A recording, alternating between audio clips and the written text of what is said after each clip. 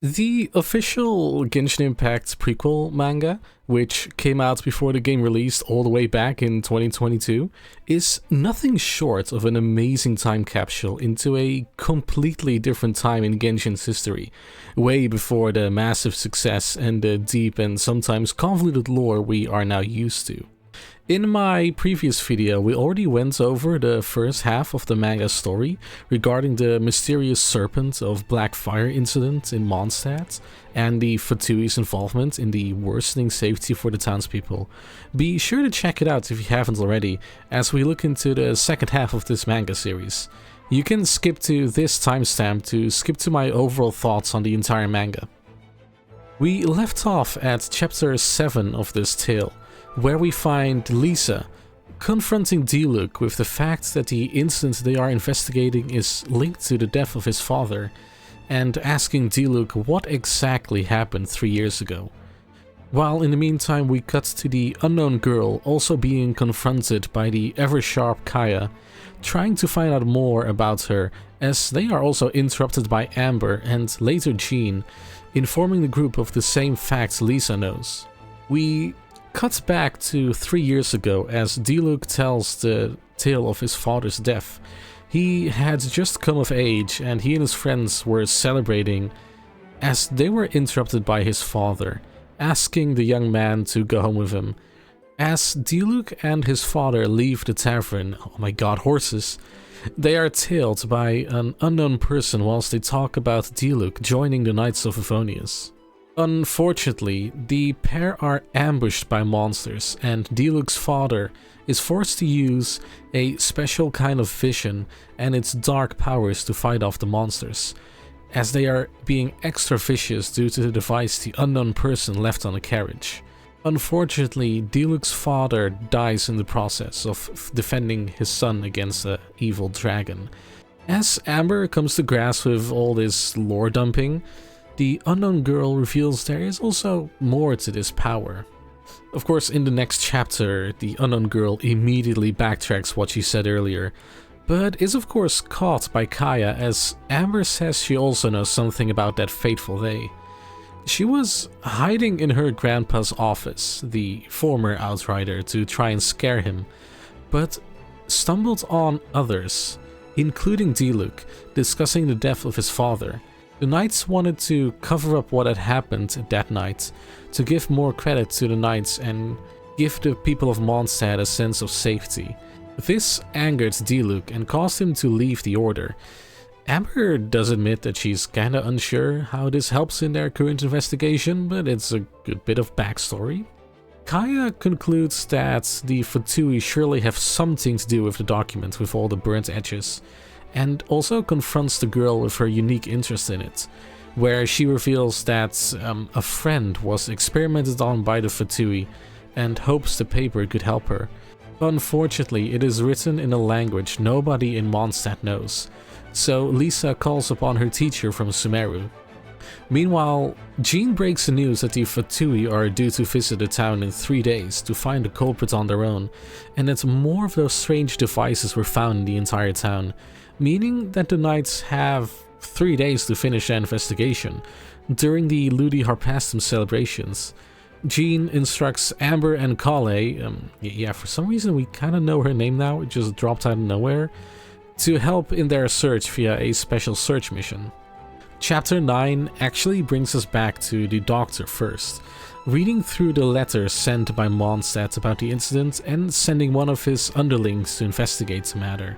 Meanwhile, Amber and Kale are busy going through the town to find and get rid of all these strange devices, but they keep finding them to already be broken.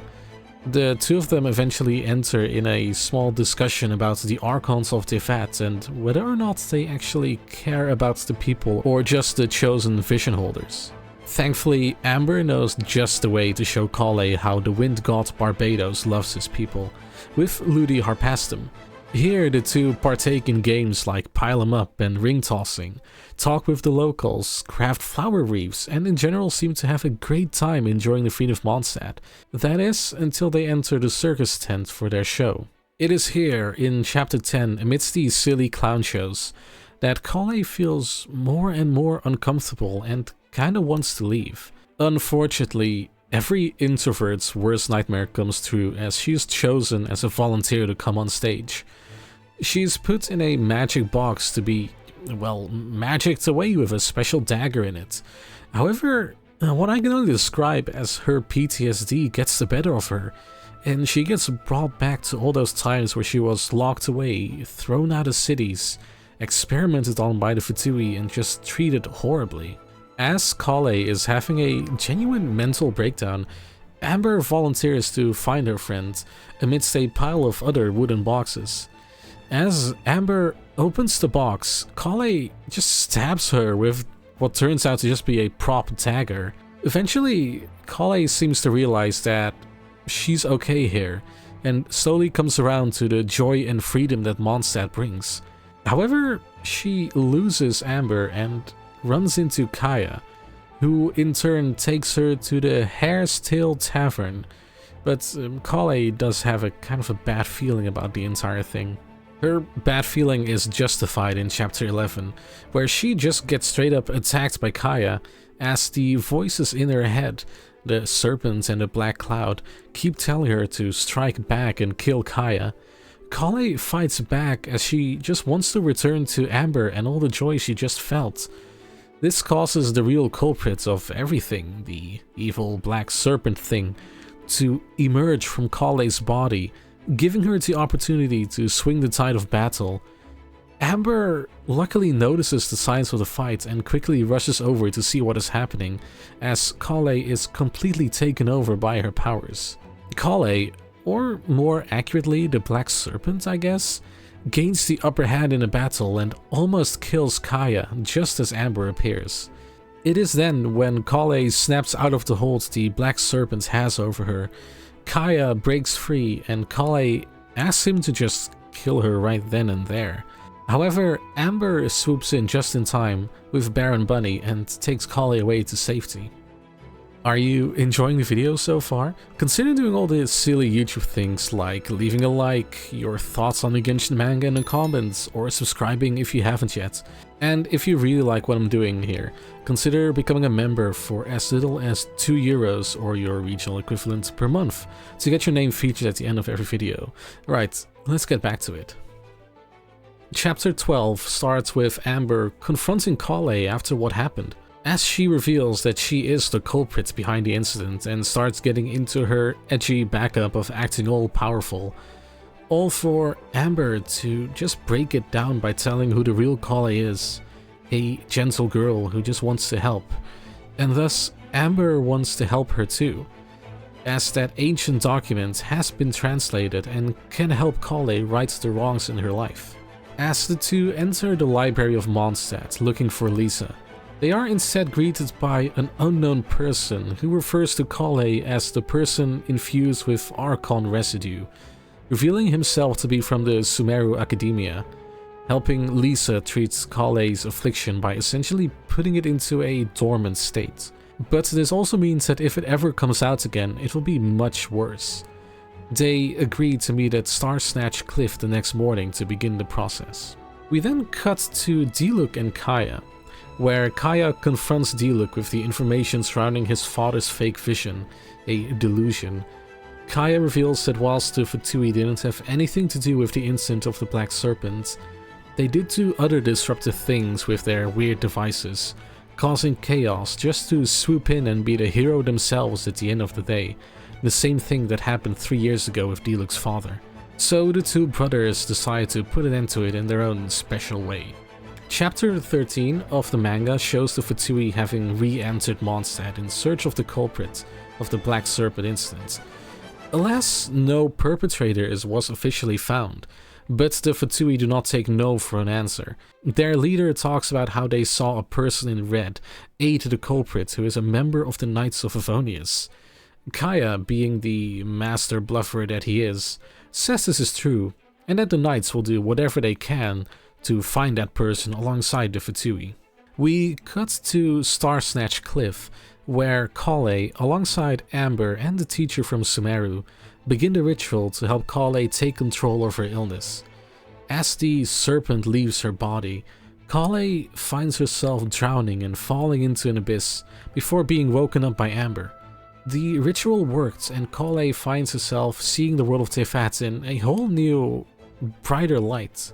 As Kaya and the Fatui chase the red-headed culprits of the Black Serpent incident, they are attacked by their Power of the Archons via the Delusion, with Dark Change clashing against Kaya's ice walls as the culprit, revealed to just be Diluc in disguise, vanishes.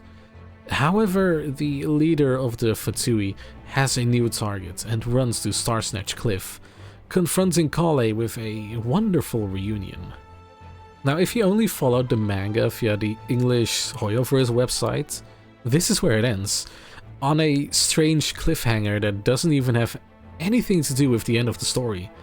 But this is because chapters 14 to 16 were never officially translated and thus only exist in Chinese, Japanese and Korean. But thankfully fan translations exist, so this 13 chapter manga suddenly turned into 16 chapters. So we might as well keep going while we're at it. Chapter 14 starts right where the previous one left off, with the leader of the Fatui confronting Kale and attacking her and the others. The Fatui leader seems to put two and two together and knows Kale was the culprit of the Black Serpent incident and tries to apprehend her, or maybe even just straight up kill her, with Amber doing whatever she can to stop them. During the fight, the Fatui leader explains how Kale was shunned by her people back in the day, and the Archon residue was supposed to make her more powerful enough to destroy those people. As the fight drags on, Amber tells Kale to make her run for it and warn the others, vowing to always protect her. But Kale is unable to leave, stunned by all that is happening as Amber pins the Fatui leader to the ground with her arrows. But as Kale and Amber are about to leave, the Fatui leader pulls out his last power move. A massive horned beast very akin to Kale's serpent appears to doom the two. Chapter 15 finds Amber and Kale barely holding out against their attacker's onslaught, with Amber getting hurt in the process but refusing to give up on Kale, as Kale thinks back on her past and present, commenting about how weak she is. Amber still refuses to give up as she finally wounds the beast the Fatui inhabits. As Amber's shield that was protecting Kale finally fails, she joins her friend in standing up against the Fatus. Together the two, I guess, make Amber's vision more powerful through the power of friendship, shooting an arrow straight through the heart of the monster and banishing it, leaving the wounded Fatui leader behind as Amber collapses from exhaustion, with the disguised Diluc appearing next to the collapsed Fatus out of nowhere, and swiftly being arrested by the remaining Fatui and Kaya as the true culprit of the incident. Diluc is taken away by the Fatui as Jean suddenly just appears again, not having realized everything that has happened and the fact that everything's okay now. Chapter 16 is the actual final chapter of the manga. We open up to Amber in another new outfit, patrolling Mondstadt in search of Kale, who has unfortunately left the town, but also left Amber a letter that she wrote the day before with Lisa. In it, she says that she is leaving with the Sumeru scholar to learn about medicine and other things. She vows that she'll be okay and that she'll never forget the time they spent together. She also fixed and washed the clothes Amber lent her for Ludi Harpastum. Back with the Fatui, their prisoner, Diluc, has escaped and their leader was brought back gravely injured, deeply angering the doctor whose entire plan has been ruined.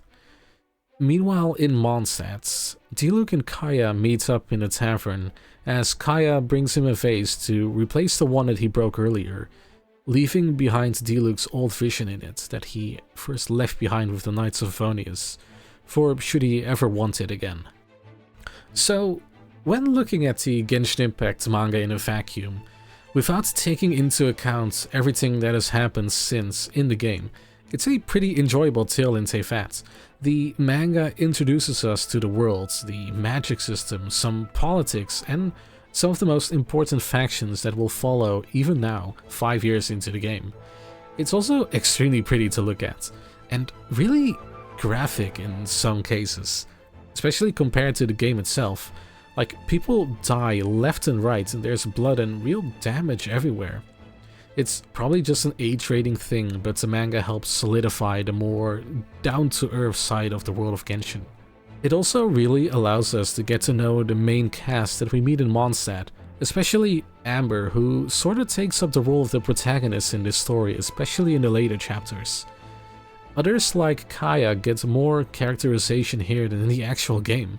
Like, this man is sly and kinda dangerous in the last few chapters of the manga, which really set up the way the community views him. But in-game he doesn't really come across in this way all that often. And that segues perfectly into the, like, not exactly negatives, but the oddities in the mangas. The retcons, the unexplored lore, the general things that are different compared to the Genshin we're used to now. As reading this manga and comparing it to modern Genshin Impact feels like two entirely different worlds. I think this comment by Sir Zeline, I hope I pronounced it right, on my previous video about the Genshin manga sums up quite a few points. Like, Vanessa's lore in the prologue chapter gave us so many tidbits about the greater lore of Teyvat that hasn't been expanded on for quite a while. For example, her people, the Muratans, didn't get any substantial bits of lore until Natlan's summer event, so a good 3 to 4 years of no context surrounding this red-headed lost Natlanese tribe. Another point is the power scaling. While it's clearly just for the sake of gameplay balance and such, Kale and the Fatui's dark powers are completely different from anything we've come across in Genshin's lore. Especially coming from just two normal people who, I believe, at the moment aren't even vision holders, as Kale gets hers later in the timeline. It could, looking at what we know now, be very Abyss related, but even that would open up a whole new can of worms when it comes to what we know about the Abyss. The manga also puts a lot of emphasis on the actual visions each character has. They seem to react to what is happening around them, vibrating, changing, and just overall seem to have a bigger presence. Diluc leaving his behind with the Knights of Vonius also adds to this greater weight they have. I think the Vision Hunt decree in Inazuma is the last time visions and vision holders were given such a spotlight, as lately the concept of them seem to have become less important except for some outliers like Farina's story quest. But what I find is the biggest change between the manga's setup and what we actually got in Genshin is everything surrounding the peoples of Sumeru. With the way the region was set up in the flashback, Kale's, Cyno's, and the Fatu's design, it feels like Sumeru and the story taking place there was first envisioned to be more about the desert parts of it and the deeper lore surrounding that, instead of the more Nahida and magical side we got instead.